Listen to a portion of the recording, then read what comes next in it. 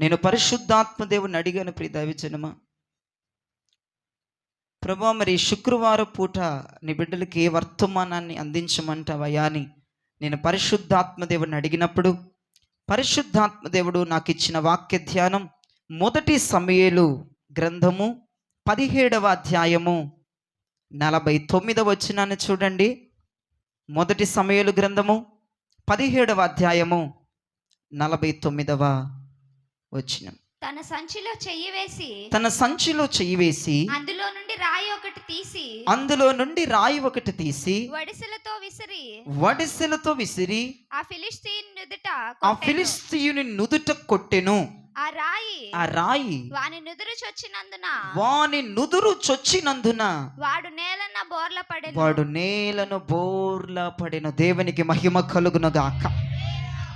ఈ సందర్భాన్ని మీ అందరికి తెలుసు ప్రియ దైవజనం. ఈ సందర్భం ఎక్కడ, ఎవరితో, ఎలా యుద్ధం జరిగిందో మనందరికి కొత్త కాదు. ఫిలిస్తీయులకు అధిపతి అయినటువంటి గొల్యాతు, వాడి సామ్రాజ్యాలు ఏకధాటిగా ఇజ్రాయేలు ప్రజల మీదకి యుద్ధానికి వచ్చారు. చాలా జాగ్రత్తగా వినాలి. ఫిలిస్తీయులకు అధిపతి అయిన గొల్యాతును వాడి సైన్యమంతా కలిసి ఏకధాటిగా ఇజ్రాయేలు ప్రజల మీదకు వచ్చారు. ఆ గొల్యాతు యొక్క మాటలు, ఆ గొల్యాతు యొక్క ఆకారాన్ని, ఆ గొల్యాతు యొక్క ఆయుధాలను చూచి ఇజ్రాయేలు ప్రజలందరూ కృంగిపోయారు. గడగడ వణికిపోయారు, కృంగిపోయారు. వేటిని చూసి? వాడి ఆకారాన్ని, వాడి మాటల్ని, వాడి ఆయుధాలని చూసి. ఎవరిని? గొల్యాతు యొక్క మాటలు, గొల్యాతు యొక్క ఆకారం, గొల్యాతు యొక్క ఆయుధాలు చూసి ఇజ్రాయేలు జనాంగమంతా కృంగిపోయినారు, గడగడ వణికిపోయినారు. అంత మాత్రమే కాదు, పరాక్రమశాలురు అని పేరు పొందినటువంటి సౌలు రాజు, అతని కుమారుడు యోనాతాను కూడా కృంగిపోయినారు. ఎవరిని చూసి? గొల్యాతుని చూసి. వాడి మాటలు చూసి, వాడి ఆకారాన్ని చూసి, వాడి యొక్క ఆయుధాలను చూసి పరాక్రమము పొందిన వారు కూడా, రాజుల సైతము, రాజకుమారుల సైతము కృంగిపోయినట్లుగా వాక్యం మనకు సెలవిస్తుంది. అయితే ఒకడు, దావీదు అనబడుతున్న ఒకడు గొల్యాతును చూశాడు. Praise the lord. గొల్యాతును చూసిన ఇజ్రాయేలు ప్రజలు ఏమైపోయారు? కృంగిపోయినారు. రాజులు సైతం ఏమైపోయారు? కృంగిపోయినారు. రాజకుమారులు సైతం ఏమయ్యారు? కృంగిపోయినారు. కానీ రాజులు, రాజకుమారులు, ఇజ్రాయేలు జనాంగమంతా ఏ గొలియాతునైతే చూశారో, దావీదు కూడా అదే గొలియాతును చూసి కృంగిపోయాడా? కృంగిపోకుండా నిలబడ్డాడా? కృంగిపోకుండా నిలబడ్డాడు. ఏ మాటలు చూసైతే, ఎవడి మాటలు చూసైతే, ఎవడి ఆయుధాలు చూసైతే, ఎవడి ఆకారాన్ని చూసైతే రాజుల సైతం భయపడిపోతున్నారో, కృంగిపోయినారో, రాజకుమారుల సైతం, ఇజ్రాయేలు ప్రజలందరికా మూటగట్ర సర్దుకుంటున్నాడు వాడి ఆకారాన్ని, వాడి మాటల్ని, వాడి యొక్క ఆయుధాలని చూసి కలవరపడిపోయినారు, కృంగిపోయినారు. కానీ అదే గొలియాతుని దావీదు చూసి ఏం చేశాడు? ఇప్పుడు మనం చదివిన వచనం, మొదటి సమూయేలు 17:49. ఏం చేశాడు? గొలియాతును చూచినటువంటి దావీదు, రాజులు, రాజకుమారులు, ఇజ్రాయేలు ప్రజలు కృంగిపోయినట్లుగా కృంగిపోలేదు. ఏం చేశాడంటే తన సంచిలో చెయ్యి వేసి. చాలా జాగ్రత్తగా వింటే ఈరోజు వాక్యం మీకు అర్థమైంది, లేకపోతే అర్థం అవుతుంది. తల వెనక్కి తిప్పినా, ముందుకు తిప్పినా, ఇప్పుడు చెప్తున్నా అర్థం అవ్వదు. చాలా మనస్సు పెట్టి వినండి. ఇజ్రాయేలు ప్రజలందరూ గొలియాతును చూస్తున్నారు. ఇజ్రాయేలు దేశాన్ని పరిపాలించేటువంటి రాజు సౌలు గారు ఆయన చూశారు. సౌలు యొక్క కుమారుడు యోనాతాను అతను చూసి వీళ్ళు ఏమైపోయారు? వీళ్ళందరూ కృంగిపోయినారు, భయం, భేడియం. కానీ దావీదు ఎంతవాడండి? చిన్నవాడు. దావీదు గొల్యాతును చూడంగానే తన సంచిలోనికి దావీదు చేయి వెళ్ళింది. దేవునికి స్తోత్రం చెప్పండి. దావీదు సంచిలో చేయి వేసి ఇజ్రాయేల్ జనాంగం అంతటికి కలవరం వచ్చేస్తే, కృంగిపోతే, కానీ మనోడికి దావీదు గారికి సంచిలోనికి చేయి వెళ్ళింది. తన సంచిలో చేయి వేసి అందులో నుండి రాయి ఒకటి తీసి దావీదు గారికి ఉన్న ఒక సంచిలో ఒక రాయి ఉందట.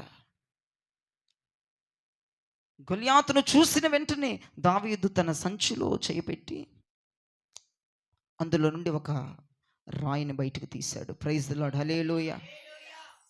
దావీదు సంచిలో ఉన్నటువంటి రాయి గొల్యాతుని జయించటానికి ఉపయోగపడింది. ప్రియ దైవజనమా, దావీదు సంచిలో ఉన్న ఒక రాయి గొల్యాతు గాన్ని బోర్లా పడేటట్లు చేయడానికి ఉపయోగపడింది. ప్రియ దైవజనమా, దావీదు సంచిలో ఒక రాయి ఉంది. ఆ రాయి గొలియాతుని బోర్లా పండబెట్టేస్తుంది.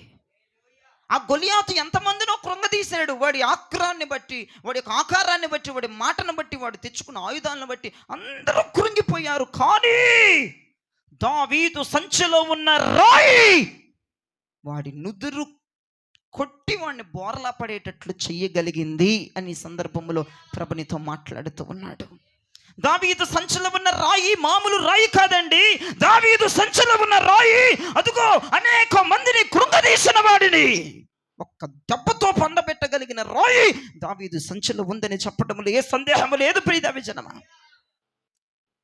ఇంతకి సంచి అంటే దాని అంతర్గతం ఏంటంటే, ఆత్మీయ సత్యం ఏంటంటే, ఒక మానవుని హృదయ అంతరంగము సూచించింది ఒక సంచి. సంచి దేనికి సాదృశ్యముగా ఉంది? దావీదు దగ్గర ఉన్న సంచి ఈ రోజున మనం మాట్లాడుకోవాలంటే ఎలా మాట్లాడుకోవచ్చయ్యా? ఆత్మ సత్యం ఏంటంటే మానవుని హృదయంతరంగమును సూయిస్తుంది ఆ సంచి. ఆ సంచి మన హృదయంతరంగం అయితే ఆ రాయి ఎవరు? చూడండి, వాక్యం ఇలా సెలవిస్తుంది. ఎఫెస్సీ రాసిన పత్రిక 2వ అధ్యాయము 20వ వచనం. ఎఫెస్సీలకు రాసిన పత్రిక 2వ అధ్యాయము 20వ వచనం. క్రీస్తు యేసే ముఖ్యమైన మూలరాయి అయి ఉండగా, క్రీస్తు యేసే ముఖ్యమైన మూలరాయి. చాలండి, ఆ రాయి ఎవరో తెలుసా?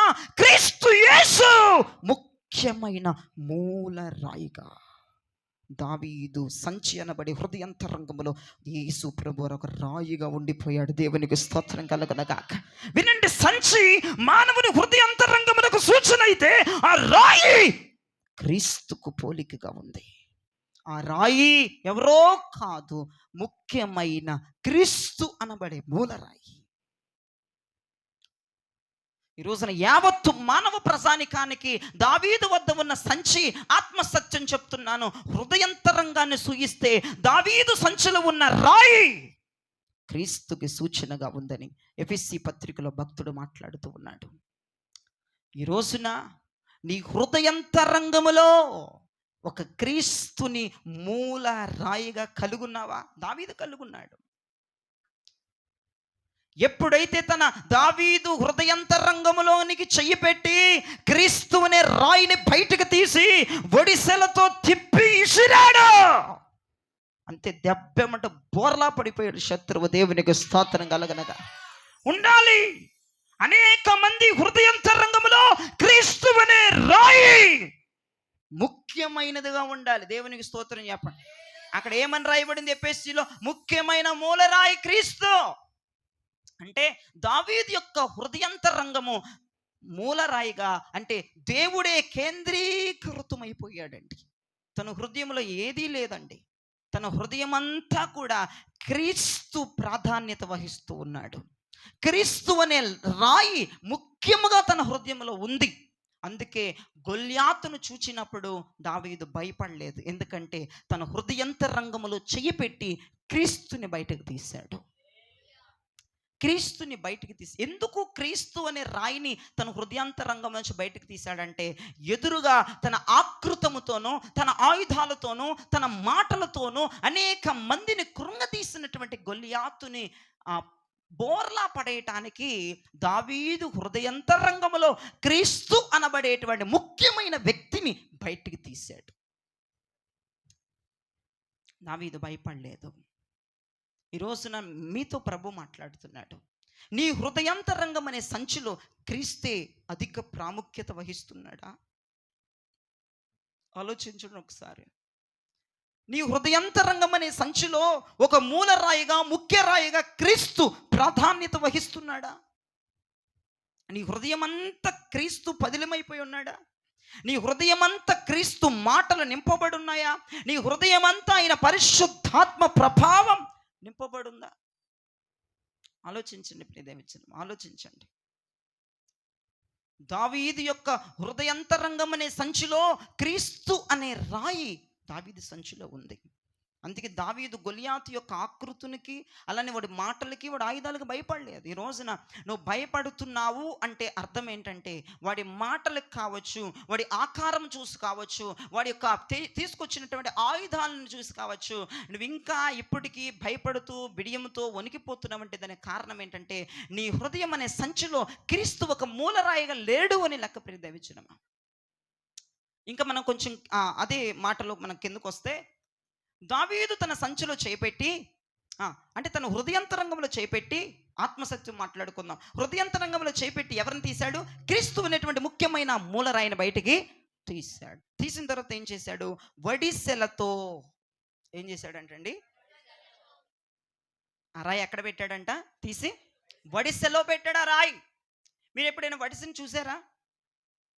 ఎలా ఉంటుందంటే, ఇటొక తాడు ఉంటుంది, ఇటొక తాడు ఉంటుంది, మధ్యలో చిక్కం ఉంటుంది, అంటే వడిసి ఉంటుంది. దానిలో అంటే ఆ చిక్కములో క్రీస్తు అనబడేటువంటి రాయిని దావీదు పెట్టారు.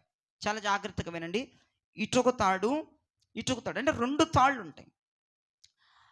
ఆ యొక్క 2 వైపులా, ఇటొకటి ఇటొకటి ఉన్నటువంటి 2 వైపులు ఉన్నటువంటి తాళ్ళ మధ్యలో ఒక చిక్కం అనేది ఉంటుంది.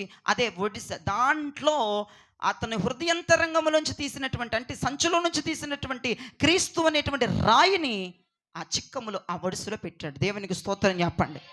దేవునికి స్తోత్రం కలుగునగా. ఆ వడిసకి, అంటే చిక్కముకి ఇటువైపు ఇటువైపు, కుడి పక్కన ఎడం పక్కన 2 తాళ్ళు ఉన్నట్లుగా ఒక ఆత్మీయుడికి కూడా 2 తాళ్ళు ఉన్నాయి ప్రియదేవిచనమా. ఒక చిక్కానికి 2 తాళ్ళు ఉన్నట్లుగా ఒక ఆత్మీయుడికి కూడా 2 తాళ్ళు ఉన్నాయి. దావీదు ఎక్కడ పెట్టాడంటే ఆ రాయిని, క్రీస్తునే రాయిని వడిసెలో, చిక్కములో. ఆ చిక్కము 2 తాళ్ళ మధ్యలో నిమూఢమై ఉంటుంది. ఆ చిక్కము, ఆ చిక్కములో క్రీస్తుని పెట్టాడు. ఒక ఆధ్యాత్మికంగా, ఆత్మీయంగా మానవుడికి కూడా 2 తాళ్ళు ఉంటాయి. ఒక తాడు లోకమైతే ఇంకొక తాడు నిత్యత్వం. చాలా జాగ్రత్తగా వినండి, మీకు అర్థమవుతుంది. ఒక ఆత్మీయుడికి కూడా 2 తాళ్ళు ఉంటాయి. ఒక తాడు లోకమైతే ఇంకొక తాడు నిత్యత్వం. నిత్యత్వం అంటే పరలోక రాజ్యం పునాదులు కలిగిన పట్టణం. ఒక మానవుడికి కూడా 2 తాళ్ళు ఉంటాయి. ఒక తాడు లోకం సూచిస్తుంది, ఇంకొక తాడు నిత్యత్వాన్ని సూచిస్తుంది. అంటే పరలోక రాజ్యాన్ని, ప్రతిష్టతని, దేవుని పట్ల ఉన్న ప్రేమని, పరలోక రాజ్యం పట్ల ఉన్నటువంటి ఆప్యాయతని, ఆసక్తిని, ఆ పునాదులు కలిగిన పట్టణాన్ని ఒకవైపు తాడు సూచిస్తుంటుంటే ఇంకొక వైపు తాడు సూచిస్తుంది, లోకాన్ని సూచిస్తుంది. ఇప్పుడు మనం ఈ లోకమనే తాడు, ఈ నిత్యత్వం అనే తాడు మధ్యలో మనం ఏం పెట్టాలి? క్రీస్తు అన్న రాయిని మనము పెట్టాలి. పెట్టినప్పుడు ఆ దావీదు అలా పెట్టి గిర తిప్పుతున్నాడు. తిప్పి ఒక్క తాడును వదలాలి, 2 వదలకూడదు. వినండి, ఆ వడిసెతో కొట్టినప్పుడు ఒక్క తాడును మాత్రమే వదలాలి. దావీదు వదిలిన తాడు లోకమనే తాడును వదిలేశాడు దావీదు. ఆ ఒడిసెలతో తిప్పుతున్నప్పుడు ఒక్క తాడుని ఇట్లా, అంటే ఒక తాడు చేతిలో పట్టుకోవాలి, ఇంకొక తాడుని వదిలేయాలి. మీకు అర్థమవుతుంది అనుకుంటున్నాను. Praise lord.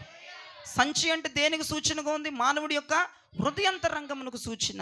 రాయి అనేది క్రీస్తుకు ముఖ్యమైన అనాల, ముఖ్యమైన క్రీస్తు అంటే హృదయంతరంగంలో ముఖ్యం ఆయన, ఇంకెవడూ లేడు అన్నట్లుగా ఉండాల. ఆ ముఖ్యమైన క్రీస్తుని, ఆ రాయిని తీసుకొచ్చి చిక్కములో వడిసెలో పెట్టాలి. వడిసెకి ఎన్ని తాళ్ళు ఉంటాయన్నాను? 2. లోకమును ఒక తాడు సూచిస్తుంటే ఇంకొక తాడు నిత్యత్వాన్ని సూచిస్తుంది. మనం గొలియాతును కొట్టేటప్పుడు ఒక్క తాడు వదిలేస్తేనే వాడి మీదకి రాయి వెళ్తుంది. ఆ తాడు పేరే లోకం. దావీదు లోకమనే తాడుని విడిచిపెట్టాడండి ప్రియదేవి జనమా. లోకమనే తాడుని విడిచిపెట్టి క్రీస్తు అన్న రాయిని వాడి నుదుటికి ఇసురు కొట్టాడు. అంతే, వాడు బోర్లా పడుతున్నట్లుగా వాక్యం సెలవిస్తూ ఉంది. అంటే నీ హృదయంతరంగంలో క్రీస్తు అనబడేటువంటి ముఖ్యమైన మూలరాయి ఉంటే నీవు తీసి దాని చిక్కములో, ఆ క్రీస్తుని చిక్కములో వడిసలో పెట్టగలుగుతావు. నువ్వు పెట్టగలిగిన నీవు లోకమనే తాడుని వదిలేస్తే వాడు బోర్లా పడతాడని వాక్యం క్లియర్గా సెలవిస్తుంది ప్రియదేవి జనమా. వాడు బోర్లా పడిపోతాడు. నువ్వు వదలాల్సింది లోకమనే తాడుని, నిత్యత్వాన్ని కాదు. నువ్వు చేసే యుద్ధము నిత్యత్వము కొరకు, నువ్వు పోరాడే పోరాటము నిత్యత్వము కొరకు, లోకము కొరక. ఇక్కడ ఎవరైనా ఉన్నారా లోకము కొరకు పోరాడుతున్నారు శక్తులతో, చీకటి సామ్రాజ్యాలతో? ఎందుకు ప్రార్థన చేస్తున్నామంటే ఇక్కడ బ్రతకటానికండి. వాళ్ళకి తావు ఉండదు, వాళ్ళకు వేస్ట్. వాళ్ళు అంటే భూలోకములో కష్టాలు తీరిపోవడానికే ప్రార్థనలా. ఎందుకు నువ్వు ప్రార్థన చేస్తున్నావు? ఎందుకు అపవాదితో పోరాడుతున్నావు అంటే లోకమనే తాడు వదిలేయటానికి. Praise the lord. లోకమనే తాడు వదిలేయాలయ్యా. ఏదో ఇక్కడ వచ్చిన రోగం పోవాలని ప్రార్థన, లేదంటే అప్పులు తీరాలని ప్రార్థన ఎందుకు చేస్తున్నావు? ఇవన్నీ నీకు అడ్డుగా వస్తున్నాయి నీ ఆత్మీయ జీవితానికి. అలా ఎవరైతే ఉండి గొలియాతుతో ఫైట్ చేస్తారో వాళ్ళదే విజయం. లేదు అంటే గనక కొంతమంది ఎట్లా ప్రార్థన చేస్తారంటే, పరలోకం ప్రభువా నాకు ఈ అప్పులు అడ్డుగా ఉంటున్నాయి ప్రార్థన రావటానికి, లేదంటే నాకు ఈ రోగం అడ్డుగా ఉంటుంది ప్రార్థన చేయటానికి అన్నట్లుగా చేయరు ప్రార్థన. అవి తీరిపోవాలని ప్రార్థన చేసుకుంటారు.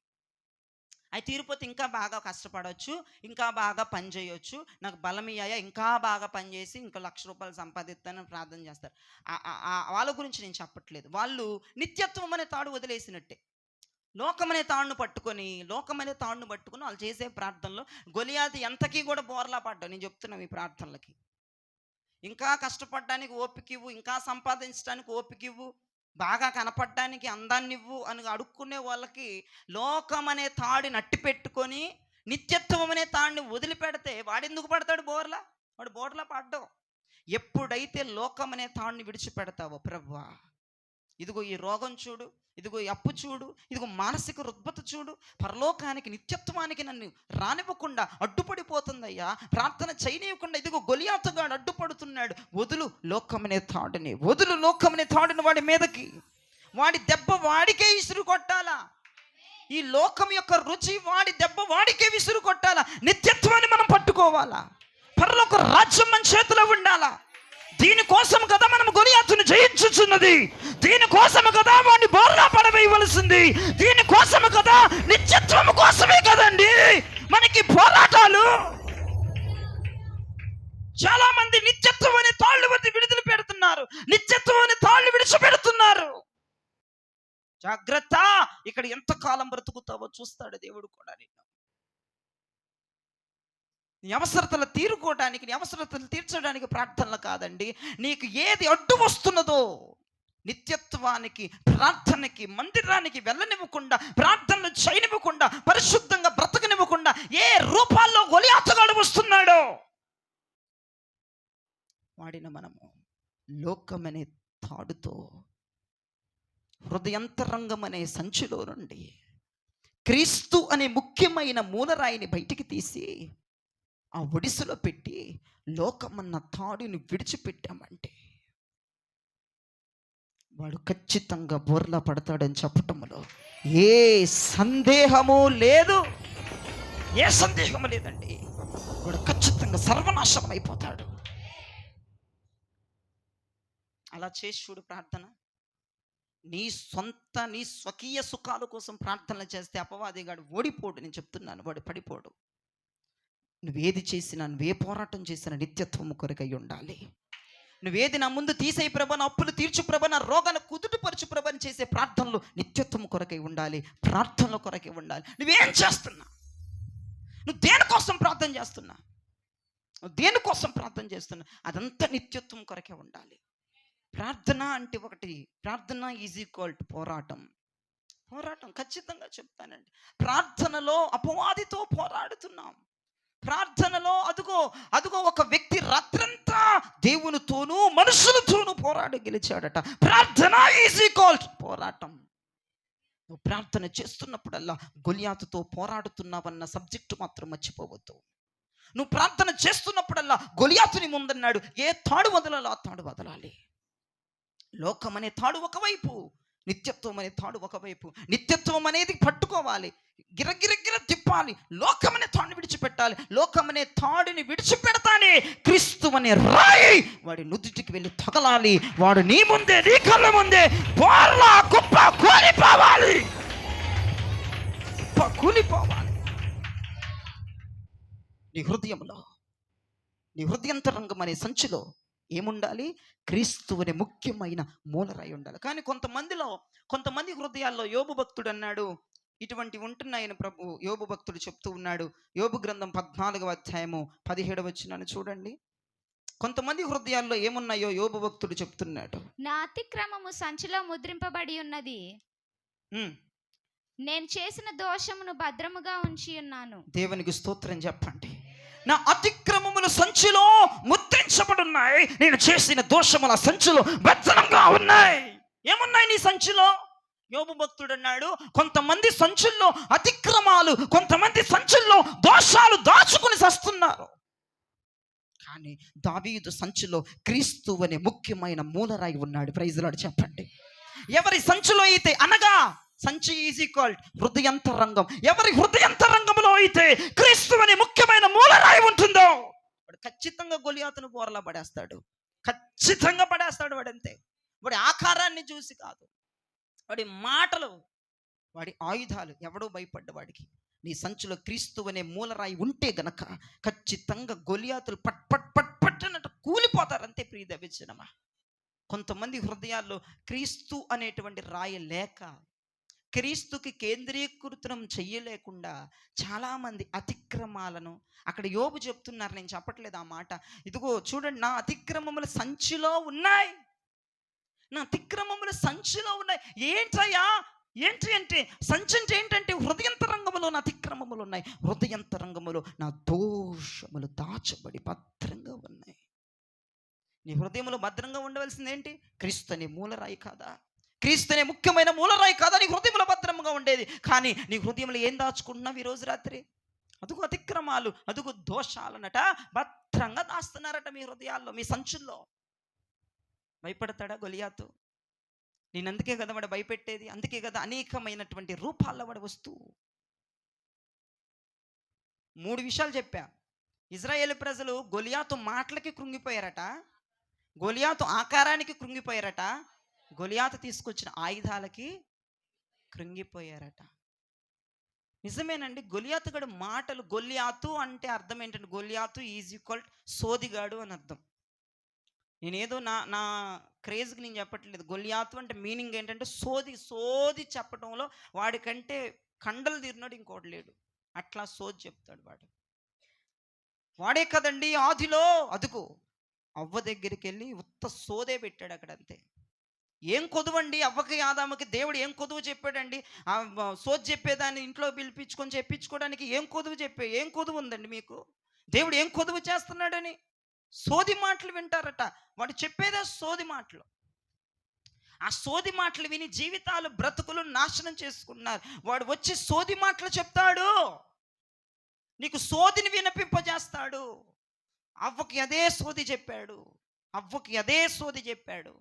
నువ్వు తిను దేవత అవుతావు, తిను దేవుళ్ళు అవుతావు, తిను అంగళం ఎక్కుతావు. వాడు ఎప్పుడు ఎంకరేజ్మెంట్లు చేసి, నీ తప్పు నీది కాదు, నువ్వు చేయలేదు, నువ్వు కరెక్టు, నువ్వు స్ట్రాంగు, నువ్వు అది ఇదని నీకెప్పుడు వాడు సోది చెప్తా ఉంటాడు. నీ చెవులో జోరీలాగా వస్తాడు.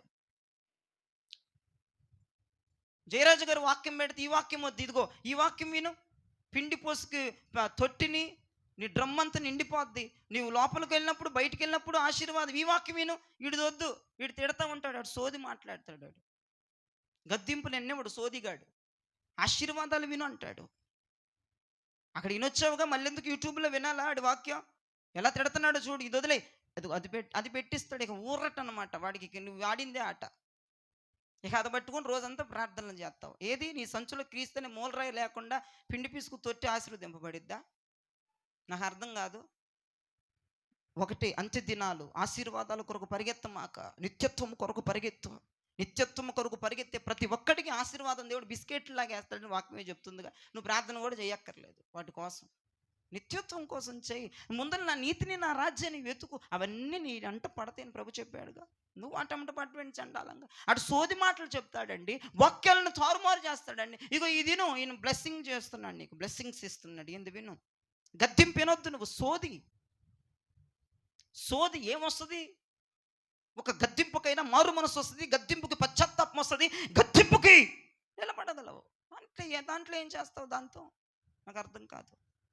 వాడు చెప్పేయన్ని మాయ మాటలు, వాడు చెప్పేయన్ని సోది మాటలు. గొలియాతు అంటేనే సోది చెప్తాడు వాడు. అటు సోదంతా వినుకుంటా, సోదంతా చెప్పిందంతా జోరీగలాగా వినుకుంటా కూర్చుంటే నీ జీవితం సోదిగా అయిపోవట్లేదా? నీ జీవితంలో అలా తగలబడిపోవట్లేదా? జ్ఞాపకం చేసుకుని ప్రియదేవి జనమా, వాడు సోది మాటలు వింటా ఉన్నావు, వాడి మాటలు వింటా ఉన్నావు, వాడు చెప్పింది ఏంటో వింటా ఉన్నావు. అందుకే నీ జీవితం ఈ రోజున ఇలాంటి పరిస్థితుల్లోనికి వచ్చింది. వాడి మాటలకు భయపడిపోయేటువంటి సిచ్యువేషన్లోకి వచ్చేసావు. వాడు చెప్తున్న దాంట్కి ఏదో ప్రమాదం ఉంది అన్నట్లుగానే వాడు ముప్పి పెడతా ఉంటాడు. ప్రమాదం నీ మీదకి దొమ్మెత్తి వస్తుందని ముప్పి పెడతా ఉంటాడు. ఏంటంటే రకరకాల మాటలు నీకు చెప్తా ఉంటాడు, దాన్ని నమ్ముతూ ఉంటావు. ఆలోచించండి. వాడు తీసుకొస్తున్న ఆయుధాలు ఎటువంటి ఆయుధాలు తెలుసా? వాడు తెస్తుంది, చూడండి వాక్యంలో చూడండి. ఎఫెసీ పత్రిక 6వ అధ్యాయం 16వ వచనం. వాడు తెస్తున్న ఆయుధాలు ఎటువంటివో చూడండి. ఎఫెసీ 6:16. అన్నీయుగాక విశ్వాసమును డాలు పట్టుకొనడి, దానితో మీరు దుష్టుని అగ్ని బాణములన్నిటినీ ఆర్పు. చాలు, దుష్టుని అగ్ని బాణాలు. చూడండి వాడు ఏ బాణాలు వేస్తాడంటే మన మీద? అగ్ని బాణాలు. గొలియాతగడ దగ్గర ఉన్న బాణాలు అగ్ని బాణాలు. ఎందుకు తెచ్చాడు తెలుసా? నీ జీవితాన్ని మంట పెట్టి కాల్చి బూడి చేయాలని వాడు అగ్ని బాణాలు తీసుకొచ్చాడు. అవును, నిన్ను మంట పెట్టి నేను కుటుంబాన్ని తగలేసేయాలని వాడు అగ్ని బాణాలు తెచ్చాడండి. వాడు తీసుకొచ్చే ఆయుధాలు అగ్ని బాణాలు. వాడు మాట్లాడే మాటలు సోది మాటలు, సోది నేనమంటాడు, హ్యాపీగా రిలాక్స్ అవ్వమంటాడు. వాడు చెప్తుందే వేదం అన్నమాట. జనాలకు అట్లాగా అయిపోయిందంతే. ఇక మీరు దేనికన్నా అనువాదించుకోండి, వాడు చెప్పే సోది మాటలు దేనికన్నా అనువాదించుకోండి. వాడు మరి రోజుకొచ్చి నీకు ఎన్ని సోది మాటలు చెప్తున్నాడో, ఎంత మాయ మాటలు చెప్తున్నాడో ఆలోచించండి. ఇక రెండవదికి వస్తే, వాడు నీ మీదకి వేద్దామని తీసుకొచ్చిన ఆయుధాలు అగ్ని బాణాలు. దాంతో నీ కుటుంబాన్ని, నీ బిడ్డలని, భర్తని సర్వనాశనం చేసేసి మంట పెట్టి బూడి చేసేయాలని, ఆకృతిని ఆకారాన్ని పోగొట్టేసేయాలని నీకు వాడు అగ్ని బాణాలు తీసుకొచ్చాడు. అంతేకాదు వాడి ఆకారం ఎలా ఉంటుందట? భయంకరంగా. వాడి ఆకృతి భయంకరంగా. అంటే సమస్య నీకు భయాన్ని పుట్టిస్తుందేమో. వాడు గొలియాతు. నీ ఎదురుగా వచ్చి నిలబడిన సమస్య వాడు గొలియాతు అండి. ఇప్పుడు నువ్వేం చేయాలి?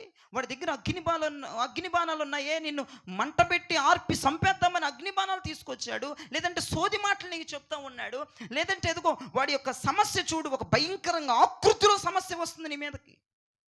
ఆ సమస్యకి ఎంత భయంకరమైన ఆకృతి. కొంతమంది వామ్మో ఆ సమస్య అంటారంటే చూడు, గొలియాతు ఎంత భయంకరమైన ఆకృతి కలిగిన వాడు.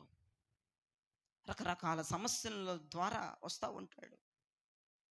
దావీదు దగ్గరకు ఒకసారి సింహంలాగా వచ్చాడు, ఒకసారి ఎలుగుబంటిలాగా వచ్చాడు, లాస్ట్ అండ్ ఫైనల్ గొలియాతులాగా వచ్చాడు. అంటే వాడి రూపం వాడి ఒరిజినల్ రూపంలో వచ్చేసాడు. దావీదు అయినా భయపడలేదు. ఎందుకంటే దావీదు హృదయంతరంగం అనే సంచులో క్రీస్తువుని ముఖ్యమైన మూలరాయి ఉండటం ద్వారా దావీదు భయపడలేదు. ఈ రోజున వాడు రకరకాల భయపెట్టే సమస్యల ద్వారా నీ దగ్గరకు వస్తున్నాడు. నువ్వు ఎందుకు వాడిని జయించలేకపోతున్నామంటే నీ హృదయంలో అక్రమాలు, అతిక్రమాలు, దోషాలు ఉన్నాయి. నీ సంచి నిండా అవే ఉన్నాయి, అవే భద్రంగా ఉన్నాయి. అందుకే నువ్వు వాడిని ఏమీ చేయలేకపోతున్నావు. అదే దావీదులాగా నీ హృదయం అనే సంచిలో క్రీస్తు అనే ముఖ్యమైన మూలరాయి ఉంటే ఈ పాటికే వాడు కుప్పగూలిపోడు. ఈ పాటికే ఏ ఆకృతిని, ఏ ఆకారాన్ని వేసుకొని సమస్య రూపంలో వచ్చాడో, ఏ పెద్ద ఆకృతిని వేసుకొని వచ్చాడో, ఏ సోది మాటలు చెప్తున్నాడో, ఏ అగ్నిపానాలు నీ కుటుంబాన్ని తగలబెడదామని వేసుకొని వస్తున్నాడో, వాడు నీ పాటికల్లా నుదురు చొచ్చేటట్లుగా నువ్వు కొట్టుండాల్సిందే కదా. ఎందుకమ్మా వాడు నిన్ను తరుముతున్నాడు? వాడు తరుముతుంటే నువ్వు ఇంకా ఎందుకు కృంగిపోతున్నావు? నీ హృదయంలో క్రీస్తు అనబడే రాయి లేదనే కదా నువ్వు ఆగుతున్నావు. నీ హృదయం అనే సంచి ఓపెన్ చేస్తే అక్రమాలు, అదిగో దోషాలే కనపడుతున్నాయి. క్రీస్తు నీ హృదయంలో కేంద్రీకృతమై లేడు. ఆలోచించండి. నేను ఈ వాక్యం చదువుతున్న తర్వాత, ముగించిన తర్వాత నిజమే కదయ్యా, నా హృదయంలో టోటల్గా మీరే కేంద్రీకమైపోవాలి. అంటే ఇక మీరే ముఖ్యమైన వారు, ఎవడూ లేడు. నా హృదయం అంతా నిండిపోండి. గొలియాతు అంటే సమస్యలు వచ్చినప్పుడు నిన్ను తీయాల్సినప్పుడు తీయాలి బయటికి. దేవునికి స్తోత్రం. ప్రభువుని తీయాల్సినప్పుడు బయటికి తీయాలి. అంటే ఇప్పుడు నువ్వు ప్రభువుని తీసే టైం ఇది. లేడు, ప్రభు నీ హృదయంలో లేడు. నీ హృదయం అంతా యోబు భక్తుడు చెప్పాడుగా, అతిక్రమాలు, దోషాలు. గొలియాత్ ఏమో ఇప్పుడే నీకు మంచి సమయం అండి, క్రీస్తుని తీయవలసిన సమయం ఇది కాదా? నీ హృదయంతరంగం అనే సంచులో చేయబెట్టి క్రీస్తుని ముఖ్యమైన మూలరాయిని తీసి ఒడిసలా పెట్టి లోకమనే తాడిని వదిలిపడి నుదురు చొచ్చేటట్లుగా కొట్టే సమయం ఇది కాదా? ఇది కాదన్న వాళ్ళు చేయి చూపించండి. గొలియాతు గాడి సమస్యల రూపంలో రావట్లేదా నీకు? ప్రతి ఒక్కడి రూపంలో, ప్రతి ఒక్కడి జీవితంలో గొలియాతులని ఎదుర్కొంటున్నారు. కృంగిపోతున్నావు, లేదా పడిపోతున్నావు, లేదా భయపడిపోతున్నావు, లేదా అలజడి చెందుతున్నావు. అదే క్రీస్తుని రాయి ఉంటే దావీదులాగా కృంగిపోవాల్సిన అవసరం లేదు కదా. గొలియాతు గాడు సోది మాటలు చెప్తున్నాడు, ఆ సోది మాటలని భయపడుతున్నావు. ఏం జరగదంటాడు, అదేం అవ్వదంటాడు, అట్లా ఏం కుదరదంటాడు. ఈ సోది మాటలు చెప్తున్నాడు, వాడు నువ్వు నమ్ముతున్నావు. లేదంటే అగ్నిపానాలు తీసుకొస్తున్నాడు వాడు నిన్ను మంట పెట్టి చంపేయడానికి, మొత్తాన్ని బూడి చేయడానికి, నీ ఆకారాన్ని ఆకృతిని కనపడకుండా చేయడానికి వాడు అగ్నిబాణాలు తీసుకొచ్చాడు. చూసావుగా ఎఫెసీ పత్రికలో. ఇక మూడవదిగా రకరకాల ఆకారాలు వేసుకొని నేను భయపెట్టడానికి వచ్చేసాడు వాళ్ళు ఆల్రెడీ. ఒక్కొక్కరికి ఒక్కొక్క సమస్య ఉంది ఇక్కడ, అందరికి ఒకటే కాదు, ఒక్కొక్కరికి ఒక్కొక్క సమస్య ఉంది. వాడే గొలియాతు. ఆ సమస్య నిన్ను భయపెడుతుందా? వాడే గొలియాతు. వాడు ఆకృతి ఏంటి, వాడు ఆకారం ఏంటి, ఆ సమస్య రేంజ్ ఎంత ఉంది, నీ జీవితంలోకి వచ్చిన సమస్య రేంజ్, వాడు గొలియాతు అండి. రాత్రి నా ప్రభు అంటున్నాడు, వాడిని కూల్చాలంటే నీ తూతు మంత్రాల ప్రార్థనలతో కుదరదు. సంచులో చెయ్యి పెట్టి నన్ను బయటికి తీయమని ప్రభు చెప్తున్నాడు. ఏది సంచులో? క్రీస్తు ఏది నీలో? క్రీస్తు ఏదండి నీలో? తూతు మంత్రాల ప్రేర్లు కూడా దడవడండి. రాజులు సైతం, రాజకుమారులు సైతం, ఇశ్రాయేలు సైన్యం అంతా కృంగిపోయింది. దావీదు మహారాజు ఒక్కడే, దావీదు అప్పుడు ఇంకా రాజు అవ్వలేదు, దావీదు ఒక్కడే ధైర్యంతో గొలియాతు ముందు నిలబడ్డాడంటే కారణం ఏంటి? దావీదు హృదయం అనే సంచులో క్రీస్తుని ముఖ్యమైన మూలరాయి ఉండడం కారణం బట్టి. ఇంకో విషయం చెప్పనా, హృదయంతరంగం అనేటువంటి సంచిలో ముఖ్యమైన మూలరాయి అయినటువంటి యేసు ప్రభు ఉండటమే కాదు, కానీ ఒడిస్సులో పెట్టినప్పుడు లోకమైన తాడును వదలాలి. ఈ లోకమైన తాడును వదలకపోతే వాడు బోర్లా పడ్డం. ఇప్పుడు విర్రవీగిపోయి నేను వాక్యం చెప్పేసాను, విర్రవీగిపోయి ప్రభా నా హృదయంలో నీకే కేంద్రీకృతం అన్నా, నువ్వు ఒడిసెలో పెట్టేటప్పుడు నీకు ఒకటి మళ్ళీ అక్కడ పరీక్ష ఉంటుంది. నువ్వు నిత్యత్వం అనే తాడును వదులుతావా, లేదంటే లోకం అనే తాడును వదులుతావా? లోకం మొత్తాన్ని విడిచిపెట్టాలి. నువ్వు చేసే ప్రతి ప్రార్థన పరలోకం కోసమై ఉండాలి. నువ్వు పెట్టే ప్రతి కన్నీరు పరిశుద్ధత కోసమై ఉండాలి. నువ్వు ఏడ్చే ప్రతి ఒక్క ఆ యొక్క ఏడుపు, నువ్వు ఉండే ప్రతి ఒక్క ఉపవాసం కూడా నిత్యత్వము కొరకే ఉండాలి. అప్పుడే గొలియాతు సస్తాడు, లేకపోతే సావడు, లేకపోతే చావడండి. క్రీస్తుని వాక్యం చెప్పంగానే నీ సంచులోకి క్రీస్తుని చేర్చుకున్నంత మాత్రాన క్రీస్తుని బయటకు తీసి ఒడిసెలో పెట్టి ఆ ఒడిసెని గిరగిరా తిప్పి ఇసురుతున్నప్పుడు లోకమైన తాడు వెళ్ళాలి. కొంతమంది ప్రార్థనలు చేయడం అంటే ఏంటంటే, ఒక మాటలో నేను చెప్పాలంటే, ఒడిసెలో రాయి పెట్టి గిరగిర తిప్పి ఇసరటమే ప్రార్థన అంటే. నువ్వు లోకాన్ని, నువ్వు నిత్యత్వాన్ని విడిచిపెడుతున్నావు, నిత్యత్వాన్ని వదిలిపెడుతున్నావు, నిత్యత్వం అనే తాడును వదిలిపెడుతున్నావు. వాడు అందుకే చావట్లేదు. అది వాడి దెబ్బ వాడికి ఇసురు కొట్టు. ముళ్ళుని దేంతో తీయాలట? వాడి కుట్రలతోనే సావునొక్కాలి వాడిని. వాడు లోకానుసారమైన కుట్రలు చేస్తాడు, నువ్వు కూడా లోకానుసారమైన తాడు వదిలేయాలి. నువ్వేం చేస్తున్నావు? లోకానుసారమైనవన్నీ ఉంచుకొని, మర్యాదలు సాంప్రదాయాలు అన్నీ ఉంచుకొని ఈ నిత్యత్వాన్ని ఇసి పెడితే వాడు చేస్తాడా? ఎందుకు చేస్తాడండి? నువ్వు పోతున్నావు ఉందా, నీ నిత్యత్వం సర్వనాశనం అయిపోతుంది. నువ్వు ప్రార్థన చేసేటప్పుడు అది ఒక యుద్ధంలాగా, ఒక పోరాటంలాగా ఉంటుందని నీకు తెలియదు. నువ్వు చేతులైతే ప్రార్థన చేస్తూ ఉంటావు. అప్పుడు ఏం జరుగుతుందో తెలుసా? ప్రార్థనలో చిక్కములో క్రీస్తునే రాయి ఉంటుంది. నువ్వు ప్రార్థన చేసేటప్పుడు ఎలా చేస్తావంటే, ప్రభా నాకు బాగా శక్తి ప్రభా, నేను పని చేయలేకపోతున్నాను ప్రార్థన చేస్తావు అంటే నిత్యత్వం అని తాడును వదులుతున్నావు, కానీ లోకాన్ని అట్ట పెట్టుకుంటున్నావు. నువ్వు చేసే ప్రార్థనలో దమ్ము ఉండాలి, నువ్వు చేసే ప్రార్థనలో కసి ఉండాలి. ప్రభా నేను ప్రార్థన చేయలేకపోతున్నాను, నాకు సహాయం చేయ్యా. ఈ అనారోగ్యం ఏదో గొలియాతు రూపంలో వచ్చేసింది, అప్పేదో గొలియాతు రూపంలో వచ్చేసింది, ప్రార్థనలు ఆపేస్తున్నాడయ్యా, ప్రార్థనలకు వెళ్ళనివ్వట్లేదయ్యా, ఉపవాసాలు ఉండనివ్వట్లేదయ్యా, గంటలు గంటల తరబడి నీతో ఏకీభవించనివ్వట్లేదు ప్రభా, ఇదిగో ఫలానా ఇదిగో ఫలానా ఇదిగో ఫలానా అని అది నువ్వు చెప్తూ ప్రార్థన చేస్తూ ఉంటే అదే తాడు వదిలేటువంటి అర్థం. లోకం అనే తాడు అంటే నేను ప్రార్థన చేసేది లోకం కోసం కాదు, నిత్యత్వము కొరకని. నేను ప్రార్థన చేసేది లోక పనుల కోరం కాదు, నా సుఖభోగాల కోసం కాదు. ఈ మన్ని అడ్డు తొలగిపోతే నిత్యత్వము కొరకు, నిత్యత్వమును వెళ్ళటానికి మాత్రమే ఈ అడ్డులు తొలగించమని, అంటే లోకమనే తాడును విసురుతున్నాను అని అర్థం. అర్థమైన వాళ్ళు ప్రభుకు స్తోత్రం చెప్పండి. నువ్వు చేసే ప్రతి ప్రార్థన ఈ పూట అలా ఉండాలి. నువ్వేది చేస్తావు నాకు అనవసరం, ప్రతిదీ కూడా పరలోకానికి ఫేవరబుల్గా ఉండాలి. నువ్వు చేసే ప్రతి ప్రార్థన అది నీ అవసరం తీర్చడానికో లేదంటే నీ యొక్క శరీర కోరికలను తీర్చడానికో కాదు నువ్వు చేసే ప్రార్థన. చాలా మంది అటువంటి ప్రార్థనలు చేస్తారు. ప్రభా నాకు అమ్మాయి నువ్వు, ప్రభా నా కర్రి బొగ్గోడు, నీ మసిబొగ్గోడు, నాకు ఆ ప్రార్థన కాదు చావడం. మా గొలియాతు ఈ మసిబొగ్గోడే కావాలని ప్రార్థన చేస్తాడు. సరే దేవుడు ఇస్తాడు, ఆ మసిబొగ్గోడు దీన్ని కూడా మసి చేసి పెడతాడు, సరిపోతాయి. అడిగే పనులు అట్లా ఉంటాయి. అంటే వీళ్ళ శరీర కోరికల కొరకు, వీరి యొక్క సుఖభోగాల కొరకు, వీరి యొక్క ఆకలి తీరటం కొరకు, వీరి యొక్క జీవితం ఆ రోజుకి ఆ పూటకి ముందుకు గడిచిపోవటానికి కొరకు వీడు అడుగుతున్నాడు. కానీ దావీదు చేసిన ప్రార్థనది కాదు. దావీదు లోకమనే తాడిని వదిలివేశాడు. నిత్యత్వము కొరకు లోకాన్ని వదిలిపెట్టడమే నిజమైన ప్రార్థనలో ఉన్న శక్తి. ఆ శక్తి ద్వారా గొలియాతు ఓడిపోతాడు.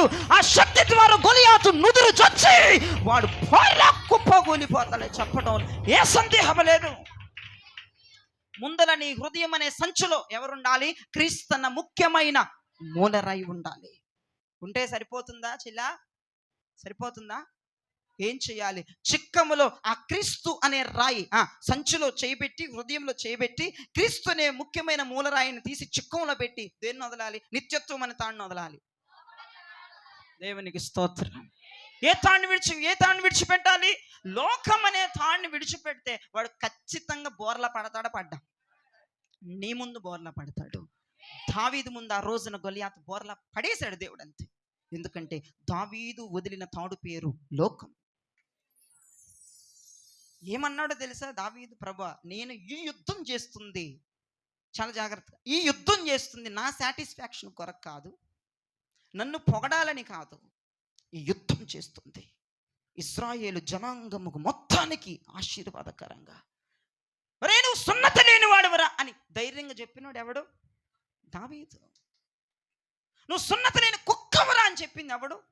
దావీదు.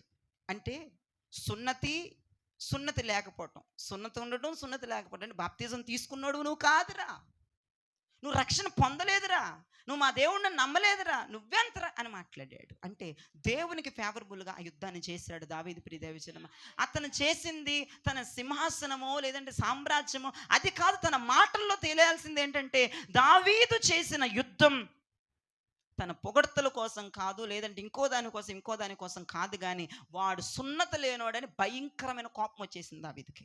సున్నతి లేనోడని చూసి మీరు భయపడుతున్నారేంట్రా అని వాళ్ళ అన్నల్ని, ఇజ్రాయేల్ ప్రజల్ని, రాజుని సైతం మాట్లాడాడు దావీదు. ఆడు సున్నతి లేనోడు, నేను బాప్తిజం ఉన్నవాడిని, నేను క్రీస్తుని కలిగి ఉన్నవాడిని, క్రీస్తు రక్తంతో కడగబడినవాడిని, ఆడంత అన్యుడు. చూసారా ఎలా ప్రార్థన జరిగిందో? ఎంత పవర్ఫుల్గా ప్రార్థన చేశాడో దావీదు. అంటే మీరు అర్థం చేసుకోవాలి ఎంత పవర్ఫుల్గా ఒడిస్సల తిప్పి లోకాన్ని వదిలాడు. నిత్యత్వం దావీ చేతిలోనే ఉంది. ప్రైజ్ లార్డ్ చెప్పండి. నిత్యత్వం అనే తాడు దావీ చేతిలోనే ఆగిపోయింది. లోకం అనే తాడే విసిరేశాడు. నువ్వెంతరా నువ్వు లోకస్తుడివి, లోకం తాడు వదిలాడంతే. నువ్వు సున్నత లేనోడివి, లోకం తాడు వదిలాడంతే. నువ్వు సున్నత లేనోడివి, నువ్వు బాప్తిజం లేనోడివి, నువ్వు రక్షణ లేడు, నువ్వెంత? లోకం తాడు విడిచిపెట్టాడు. వాడి నుదురున చొచ్చి క్రీస్తు అనేవాడే రాయి ఆడు దావీదు ముందే బోర్లా పడిపోయాడు. దేవునికి స్తోత్రం కలుగునుగాక. ఈ రోజున గొలియాతు వాడి సోది మాటలతో నిన్ను మభ్య పెడుతున్నాడేమో, లేదంటే వాడి అగ్ని బాణాలు తీసుకొచ్చి నిన్ను భయపెడుతున్నాడేమో, లేదంటే ఇతరితరమైన ఆకారాలని వేసుకొని అప్పుల ద్వారా కొంతమందికి, రోగము ద్వారా కొంతమందికి, మానసిక రుగ్మతల ద్వారా కొంతమంది రూపంలో, అంటే గొలియాతు రూపంలో వచ్చి వాడి యొక్క ఆకారాలు మారుతున్నాయి. ఇక్కడ ఉన్న అందరికి ఒకే సమస్య కాదు కదా, వేరు వేరే ఆకారాలు వేసుకొని నీ కొంపకొచ్చేసాడు వాడు. వాడిని చూసి నువ్వు కలవరపడుతున్నావు, భయపడుతున్నావు, బిడియం పడుతున్నావు. ఈ రాత్రి వాడు నీ ముందే బోర్లా పడిపోవాలి. శత్రువు మన కళ్ళ ముందే బోర్లా పడాలి. ఏం చేయాలి? ఇక నేను ముగిస్తున్నా. ఏం చేయాలి? హృదయం అనే సంచులోనికి మనం చేపెట్టి క్రీస్తు అనే ముఖ్యమైన మూలరాయిని బయటికి తీసి వడిసెలో ఆ క్రీస్తు అనే రాయిని పెట్టి గిరా గిరా తిప్పి నిత్యత్వం అనే తాడును వదులుదుముగాక. వదిలితే ఏమైపోద్ది? ఎదుటున్నాడు అప్ప ఏమైపోద్ది? రోగం ఏమైపోద్ది? మానసిక రుగ్మతలు ఏమైపోతాయి? అనేకమైన నిందలు ఏమైపోతాయి? అనేకమైన అలజడులు ఏమైపోతాయి? పడతాయి. నీ కళ్ళ ముందు నువ్వు చూస్తూ ఉండగానే పడిపోతాయి. నేను చెప్పిన ప్రొసీజర్లో చెయ్యి. రాత్రి నువ్వు చేసే ప్రార్థన. ఇప్పుడు వెళ్ళి కొట్టుకెళ్ళి చిక్కం కొనుక్కొచ్చుకొని 2 తాళ్ళు కడతావా? అంతేనా? నువ్వు చేసే ప్రార్థన పరలోకానికి ఫేవర్గా ఉండాలి. నువ్వు చేసే ప్రతి ఒక్క పని దేవునికి మహిమను తీసుకురావాలి. నువ్వు చేసే ప్రతి ప్రార్థన నీ సుఖానికి కోసం కాదు, పరలోక సుఖభోగాల కొరకే వాడబడాలని చెప్పడంలో ఏ సందేహం కూడా లేదు. ప్రియ దైవజనమ, అలా గనక నువ్వు ఇంటికి వెళ్ళి ప్రార్థన చేస్తే, ముందర ఇక్కడ క్రీస్తుని రాయిని పెట్టేసుకొని సంచిలో ఇంటికి వెళ్ళిన తర్వాత గిరా గిరా తిప్పి నువ్వు పరలోకం కొరకు ఆ నిత్యత్వం అనే తాన్ని గట్టిగా పట్టుకొని లోకమైన తాన్ని ఒక్కసారి వదిలే. గొలియాతు అంటే ఇప్పుడే చెప్పా, ఒక అప్పు రూపంలో ఉంటాడు వాడు, ఒక రోగం రూపంలో ఉంటాడు, ఒక మానసిక రుగ్మత రూపంలో ఉంటాడు, అసలు పిచ్చి పిచ్చి మైండ్ గలిబిన రూపంలో వాడు ఉంటాడు. వాడు ఎలా ఉంటాడో నాకు తెలియదు. మీ కుటుంబంలోకి వాడు ఏ ఆకారాన్ని వేసుకొని వచ్చాడో నాకు తెలియదు. కానీ ఒకే ఒక్క దెబ్బ క్రీస్తు అనే రాయి వాడు నుదురికి చొచ్చుకుంటే వాడు ఖచ్చితంగా నువ్వు చూస్తూ ఉండగానే నీ ముందు పెద్దోడైన, అది పెద్ద సమస్య అయినా, అది పెద్ద ఆకారమైన, అది అగ్ని బాణాలు మసమస మండిపోతున్న అగ్ని, వాడు సోది మాటలు ఇంకా పెరిగిపోతున్నా వాడు ఖచ్చితంగా నీ కళ్ళ ముందు అలాగ అంత బారోటోడు, అంత పెద్ద సమస్య అలాగ పొడుకుండిపోద్ది నీ ముందు యేసు రామములో. దేవుడు అలాగున చెయ్యునుగాక. రెండో చెప్పి నేను ముగిస్తాను. మొదటి సమూయేలు గ్రంథం. నేను చెప్పిందంటే మొదటి పాయింట్ ఇప్పుడు నేను చెప్పింది. ఇప్పుడు రెండవ పాయింట్, మొదటి సమూయేలు గ్రంథం 5వ అధ్యాయము 1, 2, 3 వచనాలు చదవండి. మొదటి సమూయేలు 5వ అధ్యాయము 1, 2, 3 వచనాలు. ఫిలిస్తీయులు దేవుని మందసమును పట్టుకొని, దేవుని మందసాన్ని పట్టుకొని ఎబెనేజరు నుండి అష్టోదునకు తీసుకొని వచ్చి దాగోను గుడిలో దాగోను ఎదుట దానిని ఉంచారు. అయితే మరునాడు అష్టోదు వారు ప్రాతకాలమందు లేవగా ఇదిగో దాగోను యెహోవా మందసము ఎదుట నేలను బోర్ల పడి ఉండెను. చేతులెత్తి ప్రభుకు స్తోత్రం చెప్పండి. మొట్టమొదటి పాయింట్లో మనం చూసాం, గొలియాతు ఎవరి ముందు బోర్లా పడ్డాడు? దావీదు ముందు. అంటే మన ముందు గొలియాతు బోర్లా పడతాడు. ఇప్పుడు ఇది దాగోనంట. దాగోను అనేది ఫిలిస్తీయులకు ముఖ్య దేవత. అంటే ఫిలిస్తీయులు కొలిచే ప్రాధాన్యమైన దేవత దాగోను. చాలా జాగ్రత్తగా వినండి. ఈ దాగోను ఎవరి ముందు బోర్లా పడిందట? యెహోవా మందస్సము ఎదుట బోర్లా పడినట్లుగా వాక్యం ఇక్కడ సెలవిస్తుంది. గొలియాతు ఎవరి ముందు బోర్లా పడ్డాడు? దావీదు ముందు. ఈ దాగోను ఎవరి ముందు బోర్లా పడింది? యెహోవా మందస్సం ముందు. అంటే ఫస్ట్ పార్ట్ అయిపోయింది. శత్రువు నీ ముందు నా ముందు బోర్లా పడతాడు, కానీ దాగోను అనేది మన ముందు బోర్లా పడదు. యెహోవా మందస్సు ముందు బోర్లా పడితే, అన్నీ నీ ముందు బోర్లా పడితే ఎట్లాగూ? యెహోవా మందస్సు ముందు దాగోను బోర్లా. దాగోను అంటే 3 అర్థాలు. దాగోను అన్న పేరుకి 3 అర్థాలు ఉన్నాయి. 1 తిమింగలం, 2 ఎర్రని ఘటసర్పం, 3 మృంగివేసేది అని అర్థం అండి. ఈ 3 అర్థాలు వస్తాయి. 1 తిమింగలము, 2 ఎర్రనిదైన ఘటసర్పము, 3 మింగివేయినది. ఈ దాగోను మింగేస్తుందంట. ఏం చేస్తుందంట? ఈ దాగోను మింగేస్తుందంట. ఈ దాగోని ఎవరు కొలిచే ప్రధానతలో దేవత? ఫిలిస్తీయులు కొలిచే ప్రధాన దేవత దాగోను. కానీ అట మన ప్రభు అయిన యేసు మందసం వలె దాగోను గుడి ముందు పెట్టబడ్డాడటండి. ఆ యేసు ముందర బోర్లా పడిపోయింది. ఆ యెహోవా మందస్సు ముందర దాగోను అంటే మృంగివేసే గుణము కలిగినది. తినివేయటం వేరు, మృంగివేయటం వేరు. అందుకు భక్తుడు అన్నాడు, 1 పేతురులో 5వ అధ్యాయం 8వ వచనంలో అపోస్తుడు ఇలా మాట్లాడుతున్నాడు. 1 పేతురు 5వ అధ్యాయము 8వ వచనాన్ని చూడండి ఒకసారి. నిబ్బరమైన బుద్ధి గలవారై నిబ్బరమైన బుద్ధి గలవారై మెలకువగా ఉండండి. మీ విరోధి అయిన అపవాది గర్జించు సింహము వలె ఎవరిని మృంగుదునా అని వెదుకుచూ తిరుగుచున్నాడు. అదిగో ఈ దాగోను అనేది తిమింగలం అంటండి, మింగేస్తుందండి, మామూలుది కాదట. తినటం వేరు, మింగేయటం అంటే అర్థం ఏంటంటే పొట్టన పెట్టుకోవటం అని అర్థం. ఏం చేస్తుందంట? పొట్టన పెట్టుకుంటుందంట ఈ దాగోను. ఈ పొట్టన పెట్టుకునేటువంటి దాగోను ఎవరి ముందు బోర్లా పడిందట? అదుగో యెహోవా మందస్సం ఎదుట బోర్లా పడింది. నిన్ను, నీ కుటుంబాన్ని మింగేయటానికి ఒక దాగోను వచ్చింది. నీ వాగ్దానాలు, దేవుడు నీకు ఇచ్చిన వాగ్దానాలు, దేవుడు నీకు ఇచ్చిన దర్శనాలు, దేవుడు నీకు ఇచ్చిన ఆరోగ్యం, దేవుడు నీకు ఇచ్చిన ప్రధానత్వం, దేవుడు నీకు ఇచ్చిన అభిషేకం మింగేయటానికి దాగోని ఎంటర్ అయిపోయింది మీ జీవితాల్లో.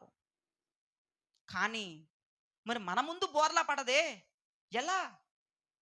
యెహోవా మందస్సు ఎదుట బోర్లా పడిద్దే.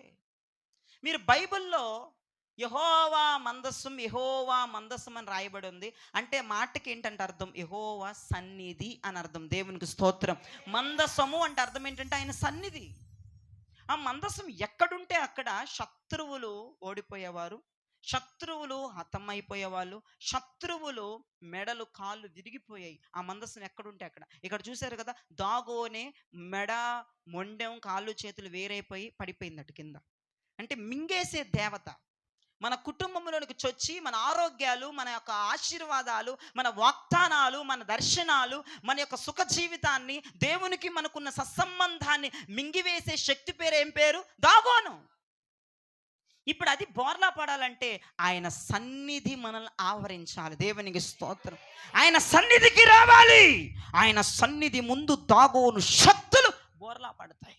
నీ ముందు గొలియాతు బోర్లా పడతాడు, కానీ యెహోవా మందస్సు ముందు మింగివేస్తున్న ఆశీర్వాదాలు, శుభకార్యాలను, అదుగో స్వస్థతలను, అదుగో ఆరోగ్యాలను, అదుగో బలమైన కార్యములను మృంగివేస్తున్నటువంటి ఆ దాగోను బోర్లా పడాలంటే ఖచ్చితంగా యెహోవా మందస్సం నీ మీదకి దిగి రావాలి. అంటే ఆయన సన్నిధి, ఆయన సన్నిధికి రావాలి. ఆయన సన్నిధి అంటే అర్థం ఏంటి? పవిత్రము కలిగిన స్థలం, పవిత్రత. ఇదిగో ఇక్కడ కూర్చొని వాక్యం వింటున్న ఈ ప్లేస్ అంతా ఒక పవిత్రమైన స్థలం. ఇది యెహోవా సన్నిధి. అంటే నేను ఏం చెప్తున్నానంటే కట్టబడిన 4 గోడల గురించి నేను మాట్లాడట్లేదు. ఇక్కడ పవిత్రత, ఇక్కడ చేయబడు ప్రతి ప్రార్థనలు ఆయన ఆలకిస్తున్నాడు. సొలొమోను ఒక మందిరాన్ని కట్టాడట. సొలొమోనుతో ప్రభు చెప్తున్నారు, ఇక్కడ చేయబడిన ప్రతి ప్రార్థన నేను ఆలకిస్తాను అన్నా. అంటే సన్నిధి అంటే ఏంటి? పవిత్రత. అక్కడ పవిత్రత ఉండాలి. దేవుడు అన్నాడు, నా సన్నిధిని పరిశుద్ధుడిని నేను కుళ్ళుపట్టనివని అన్నాడు. ఆయన సన్నిధిలో ఉన్నవారు కుళ్ళిపోరట, ఫ్రెష్గా ఉంటారట. దేవునికి స్తోత్రం. ఆరోగ్యంగా, ఆశీర్వాదంగా, మంచిగా ఉంటారు. ఈరోజు నువ్వు కుళ్ళిపోతున్నావు అంటే అర్థం ఏంటి? ఈరోజు అనేకమైన పాపముల చేత నీ మీద ఏలుబడి చేసి నువ్వు కుళ్ళు కంపకూడదంటే అర్థం ఏంటి? ఆయన సన్నిధి నీ మీద లేదు. ఆయన సన్నిధి ఉంటే ఫ్రిడ్జ్లో పెట్టినట్టుగా ఫ్రెష్గా ఉంటావు. ఆయన సన్నిధి ఉండాలా. ఇదిగో ఇది ఒక రకమైన సన్నిధి. ఇక్కడికి వచ్చిన ప్రతి ఒక్కరి జీవితంలో దాగోను శక్తులు బోర్లా పడతాయి.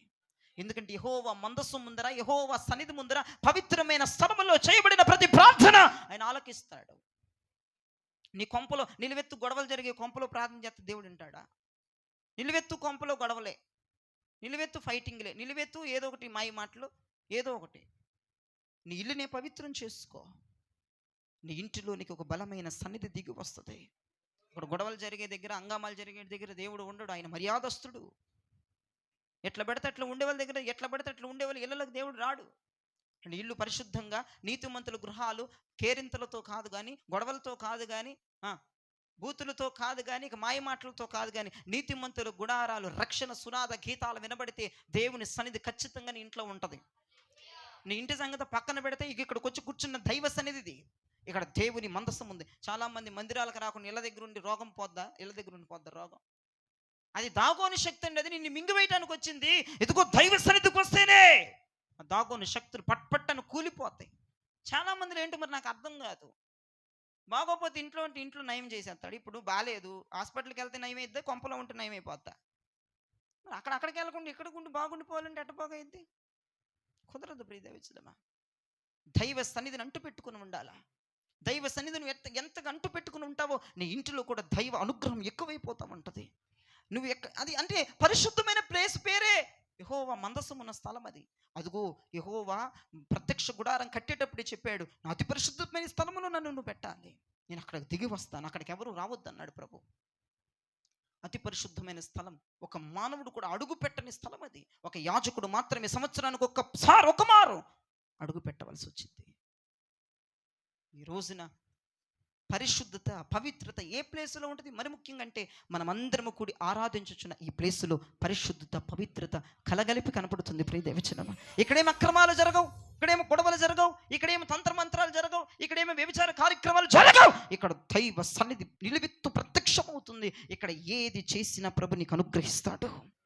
ఇక్కడ దాగోనునే బోర్లా పడేస్తాడు పరిశుద్ధాత్మ దేవుడు. అంటే ఇక్కడ యెహోవా మందసం ఉంది, ఈ స్థలములో యెహోవా మందసము దిగి ఉన్నది. అంతేకాదు నీ ఇంటి దగ్గర కూడా దేవుని సన్నిధిని అనుభవించాలంటే నీ శరీరం గందరగోళంగా ఉండకూడదు. పవిత్రతతో, పరిశుద్ధతతో నీ నోరు, నీ శరీరం, నీ చూపు, నీ ఆలోచన ఉంటే ఖచ్చితంగా నీవు కూడా ఒక దైవ అనుగ్రహంగా మారిపోతావు. నువ్వు కూడా ఒక దైవ సన్నిధితో సమానంలో. నువ్వు ఎక్కడుండి ప్రార్థన చేసిన దేవుడు ఆలకిస్తాడు. ఖచ్చితంగా దాగోని శక్తులు అట్లా బోర్లా పడిపోతాయి. మనముందా? యెహోవా మందసం ఉందా? యెహోవా మందసం ముందరా ఈ రోజున మనము యెహోవా మందసం వంటి సన్నిధిని మనం అనుభవించాలి. అంటే నువ్వు ఎక్కడికి వెళ్తా ఆయన సన్నిధి అక్కడికి రావాలి. ఇజ్రాయేలు ప్రజలు వెడుతున్నప్పుడు పగలు మేఘముగా, రాత్రి అగ్నిగా ఆయన సన్నిధి వారి మీద నుంచి వెళ్తున్నట్లుగా, వారిని నడిపిస్తున్నట్లుగా నీతో కూడా రావాలంటే నువ్వు ప్రశాంతంగా ముందుండాలి, పవిత్రంగా ఉండాలి. అప్పుడే దైవ సన్నిధి నీతో వస్తుంది. ఆ దైవ సన్నిధిని చూసి మింగేసే దేవతలు బోర్లా పడిపోతాయి. అరే భలే పడిపోతుంది, నన్ను మింగుదాం వచ్చినటువంటి ఈ యొక్క ఘట సర్పం, ఎర్రదైన ఘట సర్పం, ఈ తిమింగలం, ఈ మింగివేసే సైతానం నా భర్తని, నా భార్యని, నా బిడ్డల్ని, ఇదిగో నాకు ఇచ్చిన వాగ్దానాన్ని, అభిషేకాన్ని మింగివేద్దామని చూస్తున్న దాగోని శక్తి బోర్లా పడిపోతుంది. నిన్ను చూసి కాదు, నీ తలపై ఉన్న యెహోవా మందసాన్ని చూసి. నిన్ను చూసి బోర్లా పడేవాడు ఎవడు? గొలియాతు. నీ ముందే బోర్లా పడిపోతాడు వాడు. హృదయం అనే సంచిలో క్రీస్తు అనే ముఖ్యమైన మూలరాయిని తీసి ఒడిసిలో పెట్టి లోకమనే తాడును వదిలితే ఖచ్చితంగా గొలియాతులు ఈ రాత్రి కుప్ప కూలిపోతారని చెప్పడంలో ఏ సందేహం కూడా లేదు. రెండో విషయానికి వస్తే, నీ తలపై దైవుని సన్నిధి నిత్యము నిలిచి ఉండాలంటే నీవు పరిశుద్ధంగా, పవిత్రంగా, నీతిగా ఉంటే ఖచ్చితంగా నీ తల మీద యెహోవా సన్నిధి నిలబడి ఉంటుంది. అప్పుడు యెహోవా సన్నిధిని చూసిన దాగోను శక్తి నీ కుటుంబాన్ని మింగేసి, నలిపేసి, పొట్టను పెట్టుకుందామని చూస్తున్నటువంటి ప్రతి దాగోను శక్తులు అలా అట్టర్ ఫ్లాప్ అయిపోయి కింద పడిపోతాయి. దేవునికి స్తోత్రం కలుగునుగాక. ఎంతమందికి అర్థమైంది? ప్రభుకు స్తోత్రం చెప్పండి. కాబట్టి మీరు ఏ ప్రార్థన చేయదలుచుకుంటున్నారో ఆ ప్రార్థన చేయండి. త్వరగా ప్రభు అనుగ్రహమును పొందండి. God bless you. ప్రభు మిమ్మల్ని దీవించి ఆశీర్వదించునుగాక. ఆమేన్.